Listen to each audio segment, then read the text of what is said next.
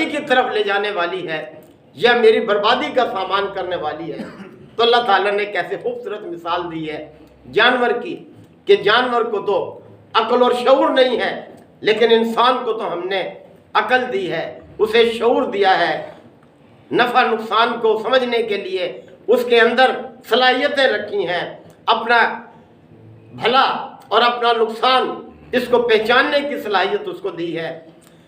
تو یہ لوگ اگر ایسا نہیں کر رہے تو یہ تو جانوروں سے بھی گئے گزرے ہیں، ان سے بھی بڑھے ہوئے ہیں۔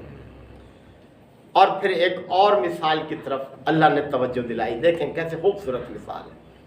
فرمایا الم ترى، کیا یہ لوگ دیکھتے نہیں، الی ربک کیف مد ظل، کہ اپنے رب کی اس شان کی طرف، اس قدرت کی طرف کیا یہ غور نہیں کرتے کہ وہ سائے کو کس طرح سے پھیلاتا ہے۔ یہ سایہ جسے تم دیکھتے ہو کس طرح سے وہ پھیلاتا ہے اسے۔ وَلَوْ شَاءَ لَجَعَلَهُ سَاكِنًا، اگر وہ چاہتا تو اس کو ساکن کر دیتا، دائمی بنا دیتا، یعنی سائے کو گھٹنے بڑھنے والا نہ بناتا بلکہ مستقل قائم کر دیتا۔ ثم جعلنا الشمس علیہ دلیلا، اور پھر اس نے سورج کو اس پر دلیل بنایا ہے، یعنی سورج کے طلوع اور غروب ہونے کو سائے کے گھٹنے بڑھنے کا ذریعہ بنایا ہے اس نے، یہ سورج اس پر دلیل ہے۔ یہ تو انسان ذرا سوچے، اگر یہ سایہ مستقل رہتا تو کس طرح سے انسان اس کے فائدوں سے دور ہو جاتا۔ یعنی اس سائے سے ہی ہماری جو فقہ کی کتابیں ہیں ان میں بعض نمازوں کے اوقات اس سائے کے سائز سے، اس کی جسامت سے جو ہے منسلک کیے گئے ہیں۔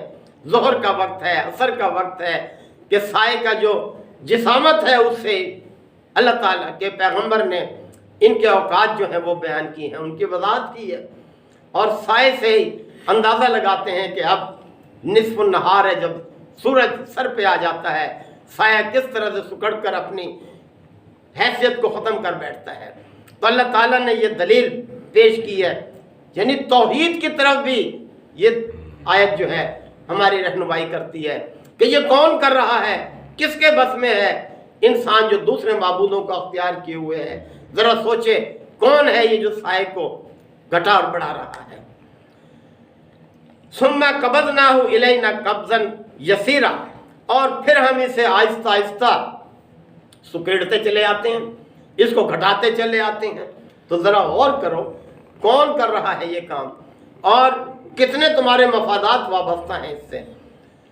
وَهُوَ الَّذِي جَعَلَ لَكُمُ اللَّيْلَ لِبَاسًا، اور وہی ہے جس نے تمہارے لیے اس رات کو لباس بنا دیا، یعنی جس طرح لباس تمہارے جسم کو ڈھانپ لیتا ہے، اسی طرح سے رات کی تاریکی کس طرح سے ہر چیز کو اپنی لپیٹ میں لے لیتی ہے، اور ہر چیز اس میں آرام اور سکون محسوس کرتی ہے۔ اس لیے فرمایا کہ ہم نے تمہارے لیے اس رات کو ایک لباس کی کیفیت میں بنایا ہے، وَالنَّوْمَ سُبَاتًا، اور نیند کو آرام حاصل کرنے کا ذریعہ بنایا ہے۔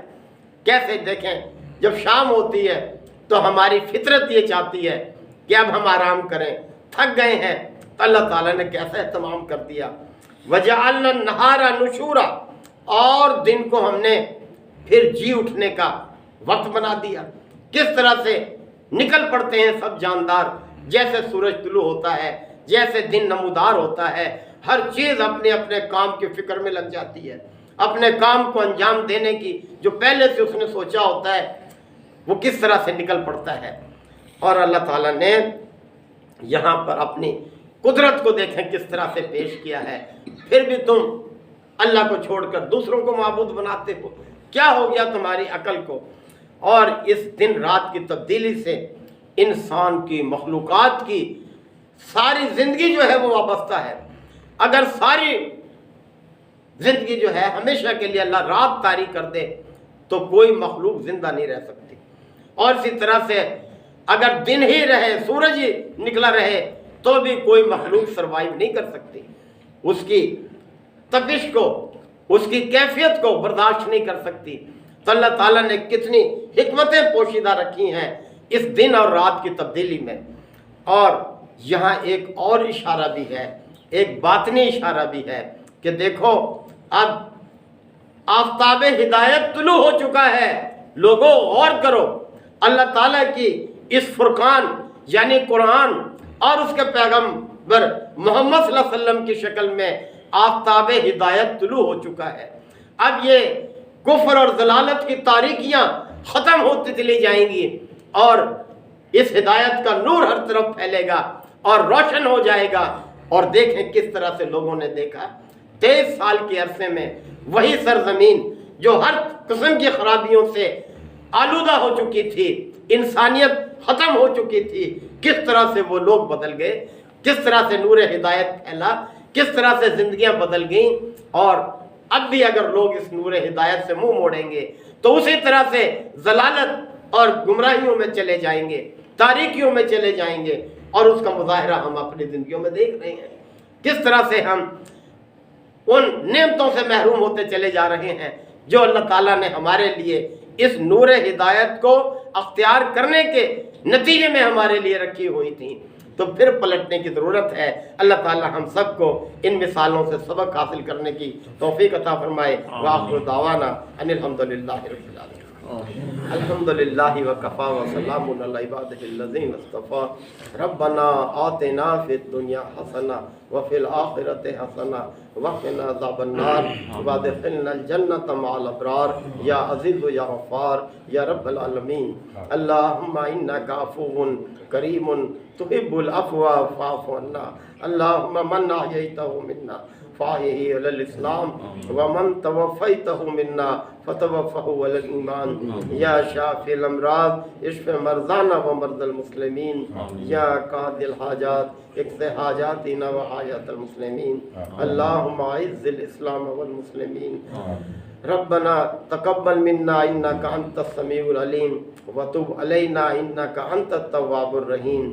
اے پروردگار، ہمارے بھائی قاری اصغر صاحب کے جو بزرگ فوت ہوئے ہیں، یا اللہ ان کی مغفرت فرما، ان کے درجات کو بلند فرما، ان کی نیکیوں کو قبول فرما، ان کی خطاؤں سے درگزر فرما، ان کی آخرت کی منزل کو آسان فرما۔ جو پسماندگان ہیں یا اللہ ان کو صبر کی توفیق بھی عطا فرما، اور اس کے ساتھ ساتھ انہیں اپنے بزرگ کے لیے صدقہ جاریہ بنا، ان کے لیے آخرت کا جو ہے بہترین طلبگار بنا۔ یا اللہ ہم سب کے جو بھی عزیز رشتہ دار دوست احباب اس دنیا سے رخصت ہو گئے، یا اللہ ان سب کی مغفرت فرما، ان کے پسماندگان کو ان کے لیے صدقہ جاریہ بنا۔ ربنا تقبل منا انک انت السمیع العلیم وتب علینا انک انت التواب الرحیم۔ صلی اللہ تعالی علی خیر خلقہ محمد وآلہ وصحبہ اجمعین۔